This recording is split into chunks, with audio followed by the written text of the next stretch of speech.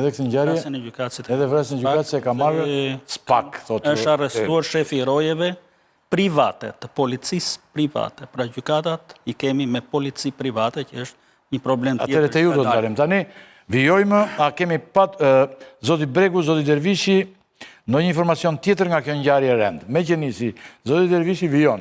Është arrestuar, thuani ju, e ka marrë SPAK-u ngjarjen, dhe është ndaluar shefi i rojeve private. Pra, si problematik ka dalë, pse, pra po ngrihet pas së ngjarje problematika, pse kemi polici private në gjykata. Dhe nuk kemi polici të rregullt të shtetit që janë edhe më të kujdesshëm dhe më autoritarë, janë edhe më të servitur e tjerë. Si e shtetit është ajo, se Iliria Gardin është? Jo, është private, gjithsesi, si struktur. E shtetit është. Marin ca rroga të shtetit veshur metaforike tani, është shtetërore, nuk është private. Polici shtetërore. E ka njëri i shtetit. Po funksionon Është Ministri i Brendshëm agjenci? Është në varësitë Ministrisë së Brendshme. Nëse. Ato që ka dalë deri tani aty, siç e shpjegoi kolegu, janë dy hyrje, një për gjykatësit dhe një për popullin.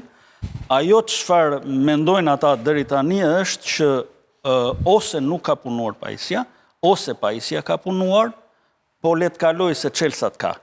Sepse ndodh, pra, kur flasim për polici private, ndodhin dhe këto gjëra në një moment që ka një dyndje, se çelsat lëshojnë të njëjtën tregullim si metali që mund të jetë armë. Pra, ato po hetojnë që po e shohin dhe do e sqarojnë besoj shumë shpejt nëse ka punuar aparatura në atë moment, apo thjesht nuk është dhënë rëndësi nga rojet. Kjo është ajo situata që donte ka ndodhur. Çaçai, që është marrë dhe ka kaluar në televizione, deklarata e tij e fundit ka qenë mbas zgjedhjeve, kanë qenë gjitha televizionet kryesore, Top Channel Planet, gjitha televizioni jon, dhe ai ka thënë nëse unë nuk e fitoj këtë para kamerave, unë do e zgjidh me vetë gjyqësi. Pra para 2-3 muajsh sa i bie. Para 3 muajsh Xhaxhai e ka lajmëruar këtë vrasje sot. Pra është kronikë e një vrasje të deklaruar. Të deklaruar. Tani, kjo ka një kalvar 23 vite. Dhe këtu palësh, jo vetëm drejtësia, po është dhe shteti. Ku është shteti? Ja, unë desha më shumë të thoj edhe një dy gjëra teknike, sepse e gjykoj mirë. Okej, atyre, në rregull. Pra, në 92-shin vendimi i Këshillit Bashkiak Shkodër për një persona të pastre, pra është vendimi i ligjshëm. U ka dhënë 31 personave nga një hyrje aty.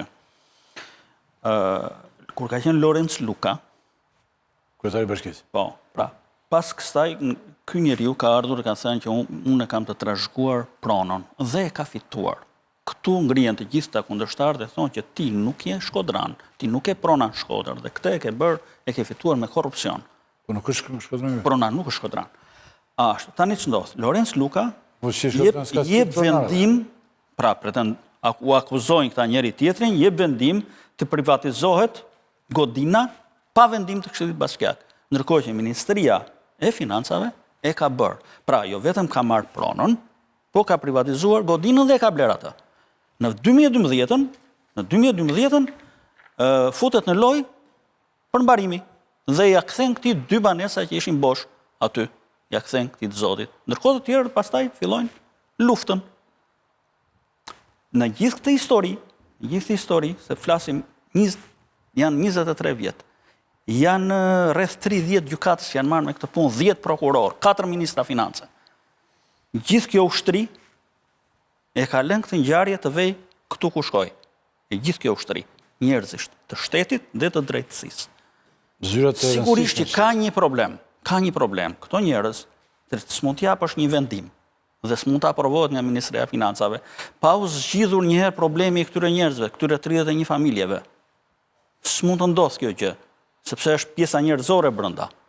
Ndërkohë që kemi pastaj një djalë të ri që e tham që rritet, gjithë jeta e tij shkon që ne do marrim të godinën e madhe këtu, ne do i shesim të shtëpiat, kaq për kaq bën kaq 1 milion euro. Dhe ai që e ka ëndër gjithkohon këtë dhe që kjo ëndër e syet.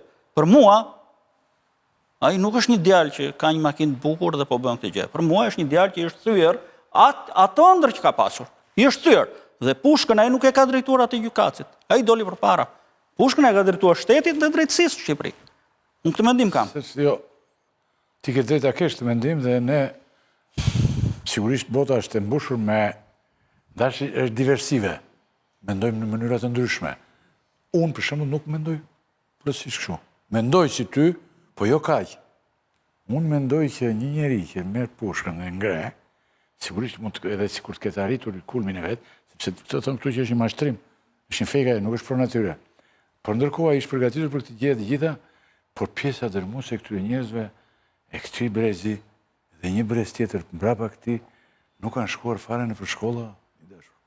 Nuk janë fare në punë. Rasti që tregova unë, e shifja sot dhe për shkak të gripit që kisha këto gjendje, për shifja se si ai po e pyeste komentator, kjo moderatorja me të gjithë fuqinë, sa shtrenjtë ishte makina. Tjera. Mira, ty ka faj dhe moderatori... Ka disa, jo të ai rast, jo. Po se kam parë një televizion, shqiptaron. Jo moderatori e ka fajin ky Spaku që është fiksuar vetëm me dikën që nuk e gjen atë me 600.000 euro makinë. Ku e gjete këtë 600.000? Ma atë mi silli çik dokumentat si e bleve? Tani, Tela? Okej. Nda jemi në diversitet i dashur. Por, me lejo të them... Janë dakord dhe me atë këtu ati. Shumë, zyrat kanë probleme të madh. Me lejo të them... Por dhe këta... 23 vjetë, more. Edhe këta. Me lejo të them vetëm një gjë. Në rastin konkret, duke qenë se kishte banor, dhe këta janë futur me një vendim të Këshillit Bashkiak, pra i takon atyre që janë aty të vazhdojnë trualli është i dikuj tjetër. Nëse kthehet kjo në shef. Kompensohet ajo komplet. Nëse kjo kthehet, po se janë banor. Por kjo se ka jetuar 20 vjet. Ajo stonon, ajo stonon, pse je shtyr këti godina? Pse je shtyr këti godina? Privatizuar pra godina, e shpjegoj Tela. Po këto njerëzit... Ku e ka bërë gabimin pra kur ja ka privatizuar godinën që ja ka dhënë privatizimin? Tela se e lam Telën pa. Luka në rastin konkret, po... Në momentin që ne... Ishtë një problem social kjo dha. Ajo që më bëri shumë përshtypje, ishte në momente se këta kam pas disa momente debatit të ka emisioni RTG Bres, janë përplas palët në 2 raste. Se kanë ardhur dhe aty? Po, edhe të zonja jeni. Ka thirë zonja jeni? Dhe të zonja jeni, po. Dhe ajo që më bënde mua përshtypje. Zonja jeni kisha pas ka thirë. Ishte që kur dilte përmendej... Endon? Përmendej një person, ishte dhe një vend... Se zgjidhi këte? Ajo premtoj atyre aty që unë të zgjidh, ishte viti 2024, para një viti e ca, por nuk ka zgjidhur gjithsesi duket, por nuk është se edhe dim, po për gjithsesi, dim fund. Ta kishte zgjidhur? Dim fundin. Nëse, nuk ka rëndësi. Nuk do ishte. Nuk ka rëndësi. Bazë s'ka pas asnjë lloj mundësie për ta bërë. Tani, ç'a më bënte mua përshtypje? Sa përmendë një person që ishte, si thuash, në këtë histori kishte devijuar apo çuar në vend apo dhënë një vendim. Direkt njëra palë kërciste dhe i thoshte, a i shmiku juaj. Për shembull, përmendej Lorenz Luka dhe këto i thoshin këtij shkëmbit, i thoshin që ai është miku juaj. Përmendej Muhamet Rumullaku, shkëmbi u thoshte atyre që është miku juaj.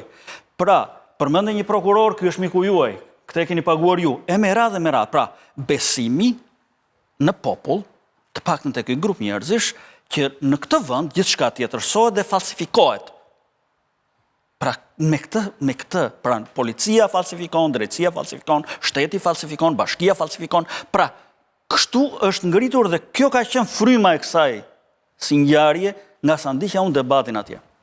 Po them mbi të gjitha, është dhe kulturale në Shkodër, që një ndër pikat që ata kundërshtojnë është erdhët ju nga malësie e madhe me dalë me tokë në Shkodër, është dhe kulturale në atë vend. Unë ndoqa atë të kryeministrit, më duket sigur ai flet kundër vetes vet. Sepse ai flet për sigurinë e brendshme, edhe unë bëj një pyetje. Në cilën kohë jemi ne? Në kohën e Saliut?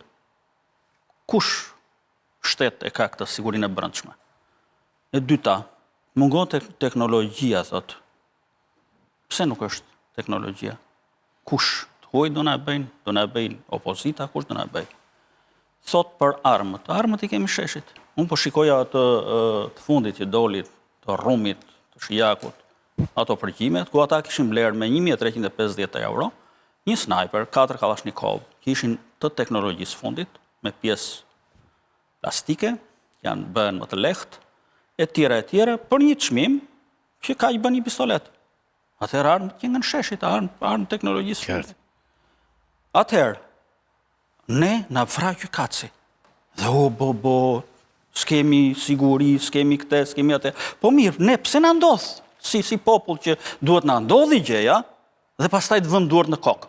se ne digjet e gjithë Shqipëria nga zjarret, edhe themi, s'pas kemi ne, as helikopter, as avion, as gjë, o bo duart në kokë, përmbytemi, s'pas kemi as gjë, e tjera me radhë. Pse ne jemi ky shtet? Që ne na ndodhin gjërat, vëm duart në kokë dhe kuptojmë që s'kemi as gjë.